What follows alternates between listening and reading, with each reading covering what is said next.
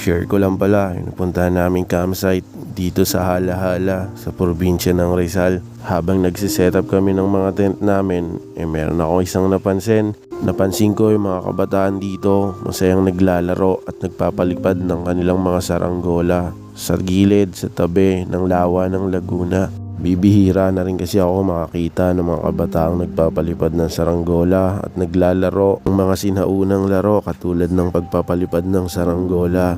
Ang sarap lang pagmasdan ng paglubog ng araw kasabay ng paglipad ng mga saranggola ng mga kabataan na to. Sigurado ako kung gaano katayog ang lipad nito, ganon din katayog ang mga pangarap ng mga kabataang ito. Naalala ko lang nung kabataan ko, ganito din ako.